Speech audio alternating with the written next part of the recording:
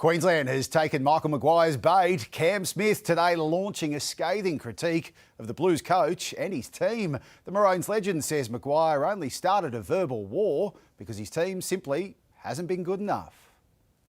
It's something we haven't seen for a while. Latrell Mitchell back in blue. Mitch Moses also enjoying his return.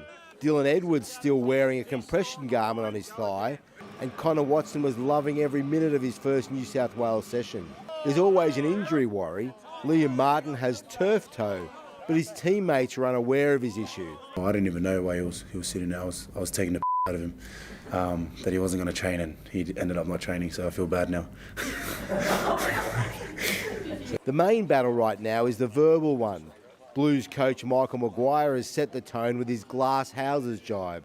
A shot at Queensland coach Billy Slater. One of Slater's old teammates has hit back hard. They lost their first game at home in front of their home fans. Their home fans walked out of the stadium at half-time. So they're under the pump big time. They got no answers on the footy field, and they're looking now just to try and unnerve the Queensland coach. So it distracts him from his job this week. But I can tell you, it won't happen. Do you think anyway New South Wales look like they're trying to be aggressive or even desperate verbally? No, I don't think they're being desperate doing that, nah. Do you like it? Oh, I don't mind it. It's probably not something I'll do. Jake has come under fire from within New South Wales. Mark Geyer wanted him dropped. I didn't even know he said it, so yeah, I'm just doing my best, so that's all I'm going to do, and that's all I've ever done. He thinks he's already improving as a leader.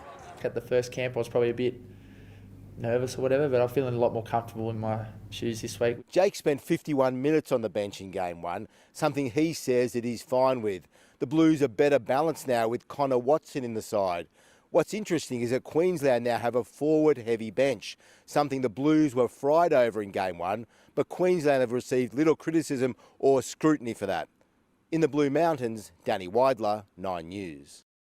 Well, last Thursday, 9 News revealed Damien Cook was set to join the Dragons. Today, the hooker confirmed the move, telling his teammates he'll return to the Red V on a 2-year deal. Current Dragon, Jack Bird, will remain with the Saints next year, while Adam Dewey has extended his contract with the Tigers until the end of 2025. James Tedesco insists he isn't hurting despite being left out of the Blues squad again for Game 2. A late call-up ahead of the series opener after Dylan Edwards was injured. The former New South Wales skipper concedes his Origin career is likely over. Lost in a sea of aspiring footy stars, a trio of Roosters who headed to Terrigal as part of the Telstra Footy Country Series. They've got a good young stock here, so yeah, I love getting up here. The smiling James Tedesco upbeat despite being overlooked for Origin 2. Wasn't expecting to really be back in after if Dill was fit then he was going to play. The former Blues skipper says he couldn't have done any more to impress Michael Maguire.